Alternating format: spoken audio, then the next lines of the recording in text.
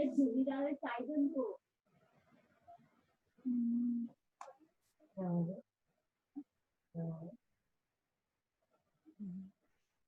am going to share the screen. So this is the sum which you all can see. This is, let us say, this is actually the second sum which we are solving today. There are three partners, X, Y, and Z. They are sharing profits as well as losses in the ratio of 3:2:1. And like same like yesterday, 3:2:1. And following is their balance sheet. X contributes 30,000, Y contributes 40,000, Z contributes 30,000. I have kept the numbers little bit similar ताकि तुम लोग को last sum से ये sum समझने में easy हो. Next one, there is a bank overdraft which is of 10,000. There is actually this is what there is. Suppose Z's loan for 4,000. There are creditors 24,000 and there is reserve fund for 12,000. Asset side देखना irrelevant है यहाँ. Asset side में हमें सिर्फ क्या देखना है? Cash balance. So there is a cash balance of 4,000. Other than that, हमारे लिए क्या इंपॉर्टेंट है? तीन पार्टनर्स है, उनका कैपिटल. एक्स का कैपिटल देखो 30,000 है, और उसको कितना शेयर ऑफ प्रॉफिट मिल रहा है? 3 share of profit. 3 share of profit के लिए he is contributing 30,000, whereas Y is getting 2 share of profit for which he is contributing 40,000. Means एक शेयर के लिए कितना रहेगा? 40,000 डिवाइड बाई 2 करेंगे तो 20,000 he is contributing for 1 share, whereas Z is contributing 30,000 and Z is getting only 1 share of profit. Therefore X 30,000 for 3 share means 1 share के लिए 30,000 divide by 3 करो, you will get the answer 10,000. Then we have bank overdraft, creditors, Z's loan and reserve fund.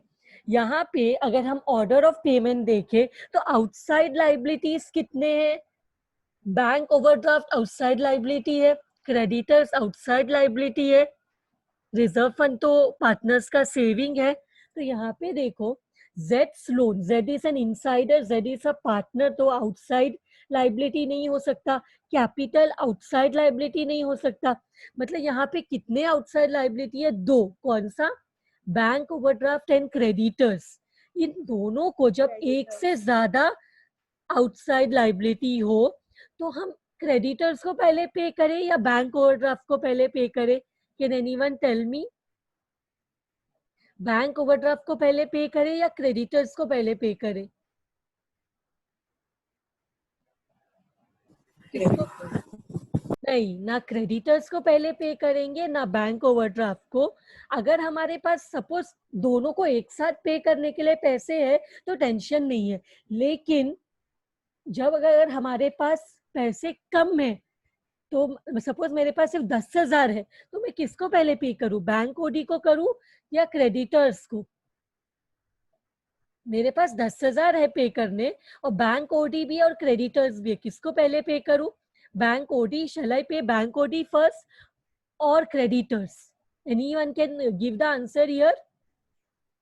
Bank I have 10,000, bank OD pay करूं या creditors? Because दोनों outside liability है. किसको preference दूं? अगर सपोज मैं बैंक ओडी यहाँ पे करती हूँ क्योंकि मेरे पास 10,000 है और बैंक ओडी भी 10,000 है, बैंक ओवरड्राफ्ट भी 10,000 है, तो ये गलत होगा. This will be injustice. हमें क्या करना चाहिए? हमें रेशो में पे करना चाहिए. बैंक ओडी और क्रेडिटर्स को हम रेशो में पे करेंगे. अब रेशो क्या रहेगा? रेशो है बैंक ओडी यहाँ पे कितना है? Bank OD is 10,000 and creditors equal to how much? Creditors equal to 24,000 30,000, तो मैं इसका रेशो निकालूंगी। इसका रेशो क्या हो सकता है? इसका रेशो हो जाएगा, कितना जीरो काट सकते, कितना जीरो कैंसिल कर सकते हैं यहाँ पे?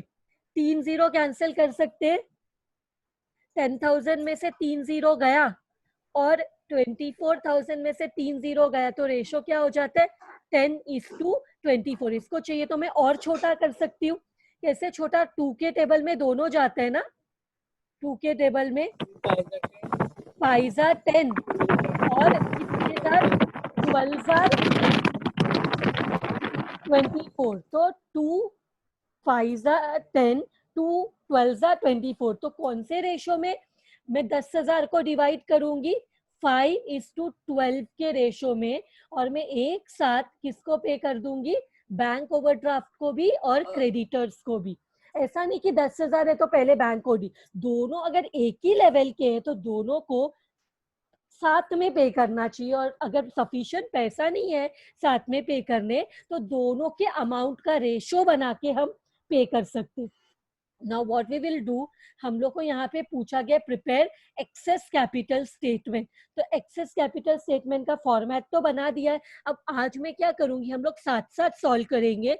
तो मुझे तुम लोग के यहाँ से आंसर चाहिए, उसके लिए तुम लोग को कैलसी साथ में रखना है। तो यहाँ पे सबसे पहले we will write what? Capital balance. Can everyone see here? Capital balance, कितना कैपिटल है एक्स का? एक्स का कैपिटल है 30,000. 30,000 and how much is the capital of y? 40,000 और z का कैपिटल भी है 30,000। 30,000. इसके बाद हम लोग देखेंगे क्या क्वेश्चन में कोई रिजर्व है, क्या पार्टनर का कोई सेविंग है, तो वो ऐड कर देंगे। Yes, reserve fund. Yes exactly. अब रिजर्व फंड है Reserve fund. 12,000 बराबर। अब ये 12,000 को तीनों को देना है, तो तीनों को देने के लिए Yes. हमारे पास रेशो है। तो 12,000 है रिजर्व फंड, उसको कैसे डिवाइड किया? रेशो में डिवाइड कर। रेशो क्या है? 2:1, दैट इज 3 + 2 + 1 = 6। तो 12,000 into 3/6, 6,000 मिल गया। तो यहाँ लिख दिया हमने, एक्स का लिख दिया कितना रिजर्व है? का रिजर्व है 6,000। Same way 12,000 into 2/6 comes to 4,000. Please keep your audio on mute. Only when you are answering, unmute it. Same way 12,000 into 1/6 answer आता है 2,000।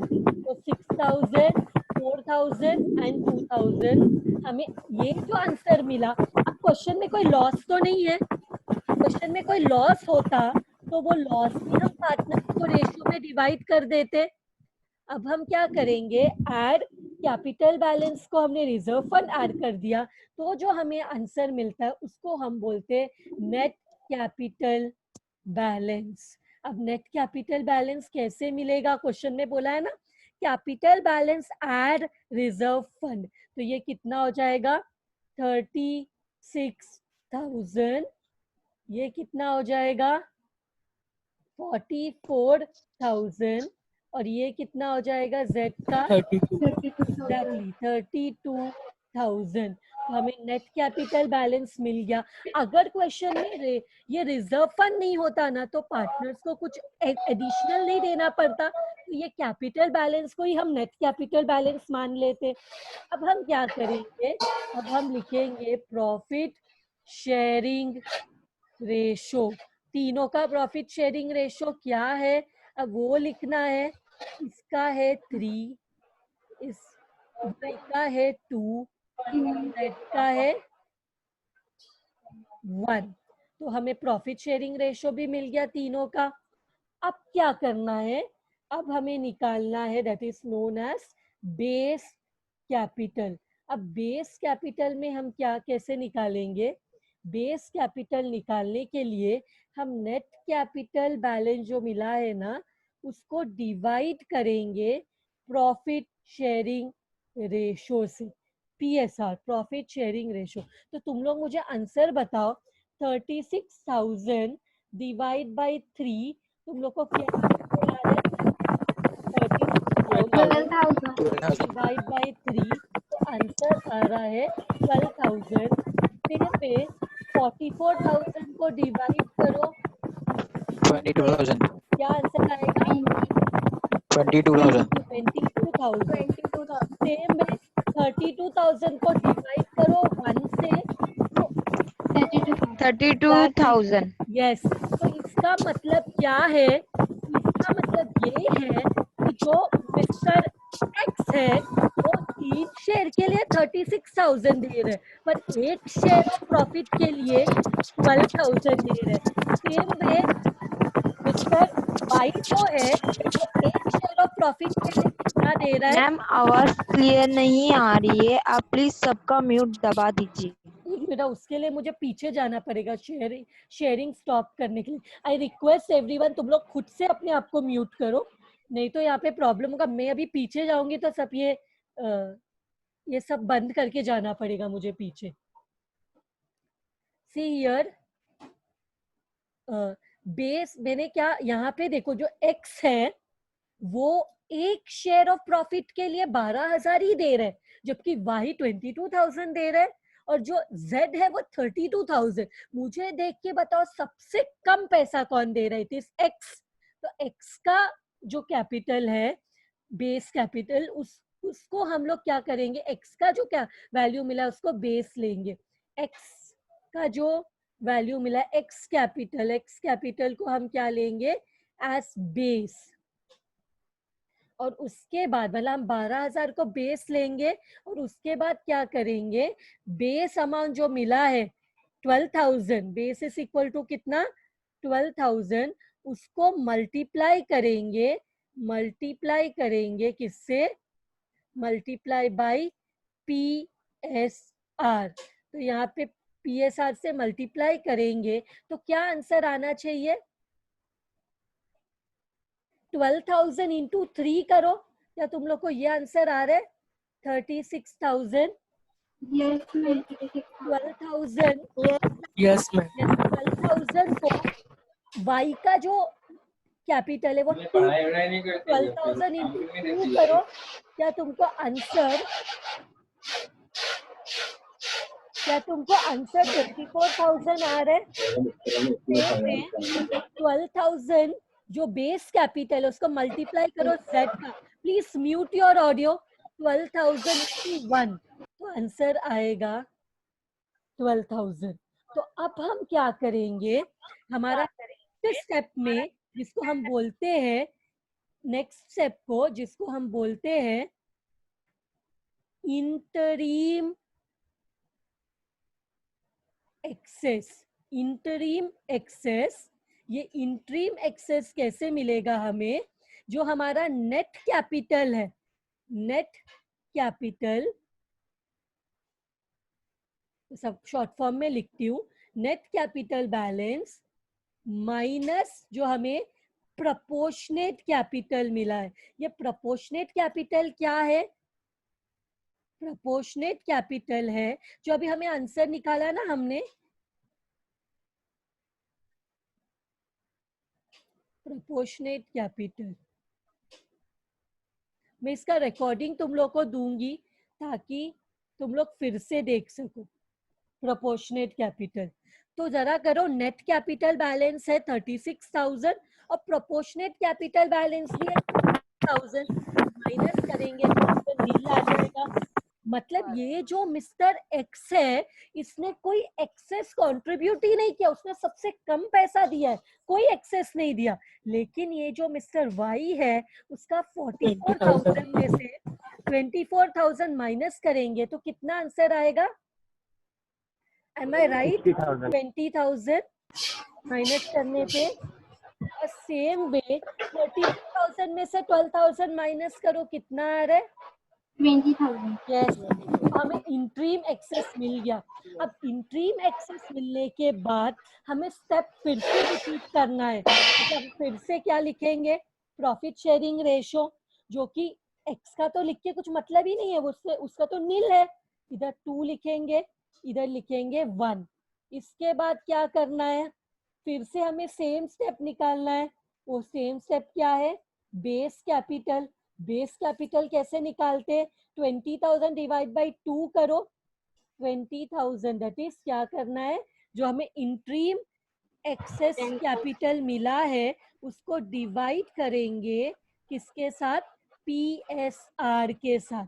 तो हमें मिलेगा 20,000 डिवाइड बाई 2 कितना होता है, 10,000। 20,000 डिवाइड बाई 1 कितना होता है, सॉरी 20,000 डिवाइड बाई 20,000 होता है। तो अब बताओ दोनों में से कौन सा मिनिमम अमाउंट है, कौन सा अमाउंट मिनिमम है दोनों में से, उसको हम बेस लेंगे। तो बेस कैपिटल, ये बार में सेकेंड टाइम में बेस कैपिटल क्या है, सेकेंड टाइम में बेस कैपिटल है 10,000। तो नेक्स्ट स्टेप हमारा है प्रपोर्शनेट कैपिटल निकालने का। प्रपोर्शनेट कैपिटल कैसे निकालेंगे, बेस जो हमें मिला है, बेस है 10,000 इंटू PSR। तो 10,000 इंटू 2 करो, कितना आता है 20,000। 10,000 इंटू 2 होता है 20,000, और 10,000 इंटू 1 होता है, 10,000 इंटू 1 होता है 10,000। तो ये भी मिल गया। अब हमारा नेक्स्ट स्टेप क्या है, नेक्स्ट स्टेप है हमारा लास्ट में इस कैपिटल फाइनल एक्सेस। हमारा फाइनल एक्सेस क्या है, ये कैसे निकालना है, same step, interim excess capital minus proportionate capital. तो इंट्रीम एक्सेस हमें क्या मिला है 20,000, प्रपोर्शनेट एक्सेस भी क्या मिला है हमें 20,000। तो 20,000 माइनस 20,000 नील होता है, और 20,000 माइनस 10,000 कितना होता है 10,000। इसका मतलब देखो ये हमारा यहाँ पे इसके साथ हमारा ये सम तो खत्म हुआ, लेकिन अभी भी हमें ऑर्डर ऑफ पेमेंट लिखना है। अभी तुम लोग मुझे बताओ, देखो हमें क्या करना है, पहले सबसे कम x ने दिया था, उससे कम y ने दिया था, और सबसे ज्यादा z ने दिया था। तो इसका मतलब लास्ट कॉलम किसका, z का, हमने डिस्कस भी किया था। मतलब अब सबसे पहले किसको पे करना है, लास्ट कॉलम में जिसका भी अमाउंट होता है ना उसको सबसे पहले पे करने का। तो सबसे पहले किस क्या पे करेंगे हम, सबसे पहले पे टू मिस्टर z। कितना 1000 है, कितना अमाउंट है, ₹10,000। ये हमारा पहला स्टेप, 10,000 दिया क्योंकि लास्ट कॉलम में 10,000 है। अब पे दो, अब दो लोगों में अमाउंट है, y में है और z में। तो pay to mister y and z, दोनों को ऐड करो कितना होता है 20,000, और 10,000 को ऐड करो कितना होता है 30,000। 30,000 yes, in their profit sharing ratio जो कि है 2:1। इस ये पे करने के बाद, मतलब पहला लाइन और सेकेंड लास्ट लाइन पे करने के बाद हम हमेशा एक ये लिखने के बाद हमेशा सेम लिखना है, पे टू ऑल। मतलब नेक्स्ट स्टेप में यही हमेशा लिखना है, pay to all. Pay to all मतलब कौन कौन है, partners pay to all partners, pay to all all, X, Y and Z. Exactly all partners भी लिख सकते हैं, या तो ब्रैकेट में मैंने लिखा X Y and Z, Z capital में। कैसे पे करना है, In their exactly in their in their sharing, profit sharing ratio 3:2:1. Exactly इसके साथ ये सम क्या हुआ, खत्म हुआ। लेकिन अभी मैं तुम लोग को क्या आधा पार्ट ऑफ द सम सिखा रही थी। अभी इसके बाद पूरा excess capital piecemeal distribution of cash statement तो बाकी है, वो हम लोग नेक्स्ट लेक्चर में देखते हैं। पहले ये पार्ट तो क्लियर हो। पता है ये ऐसा have told you FA is very lengthy. Now इसके साथ ये सम खत्म हुआ, और मैंने क्या किया है, मैंने स्क्रीन शेयरिंग भी खत्म किया है इसके साथ। Now what we will do,